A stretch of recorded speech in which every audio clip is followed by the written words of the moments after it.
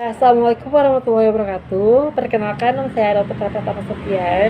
Bisa dipanggil Ariel dengan nomor NIM 12370010023. Di sini adalah kami menjelaskan mengenai peran Islam dalam sains, yang dimana telah terdapat beberapa ilmu yang berkenaan dengan sains, yang dimana ada kimia, kemudian ada apoteker, geologi, aljabar, dan kemudian ada mekanika.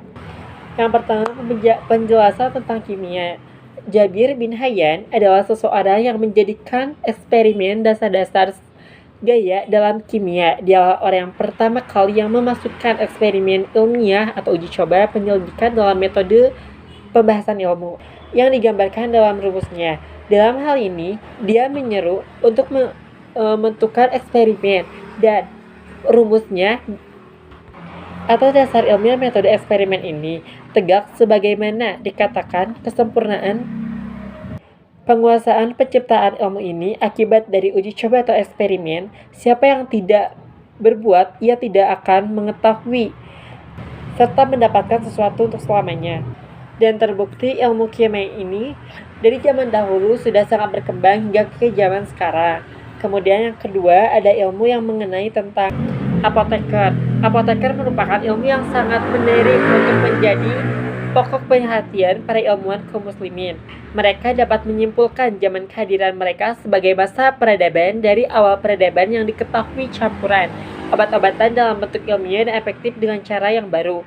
Dalam hal ini, Gustav Liebel memberikan komentar, kita sanggup menisbatkan tanpa batas minimal yang memberatkan ilmu apoteker karena percaya kepada mereka dalam kira.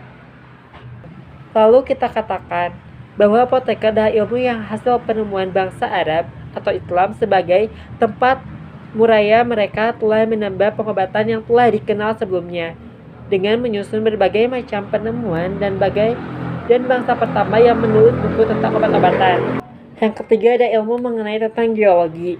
Banyak ayat Al-Quran yang mengisyaratkan secara jelas tentang ilmu lapisan bumi atau geologi. Di antaranya ayat ini adalah, dan di antara gunung-gunung itu ada garis-garis putih dan merah-merah yang beraneka macam warnanya, dan ada juga yang hitam pekat.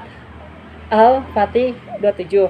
Dan kemudian pada ilmu geologi ini juga menjelaskan tentang lapisan-lapisan bumi serta beberapa fenomena alam yang dimana seperti gempa bumi, kemudian ada tambang batu dan juga besi, dan juga ada laut pasang dan surut, kemudian ada topografi, meteorologi, penggalian atau eksplorasi bumi, dan juga ada aljabar. Yang keempat, ada ilmu mengenai tentang aljabar. Seorang ilmuwan besar, Al-Khwarizmi, pada tahun 232 Hijriah atau 846 Masehi menciptakan dan meletakkan dasar-dasar bidang ilmu ini.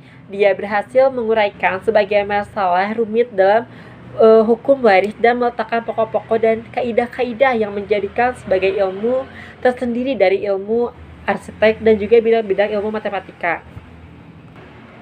Kemudian Al-Khwarizmi ini adalah seseorang yang pertama yang mengemukakan kalimat aljabar, suatu ilmu yang dikenal sehingga sekarang, dan nama itu orang-orang Eropa telah mengganti nama ini sampai yang asalnya mengganti nama ini, tetapi hal itu tidak terjadi karena aljabar juga dikenal dengan nama arahnya,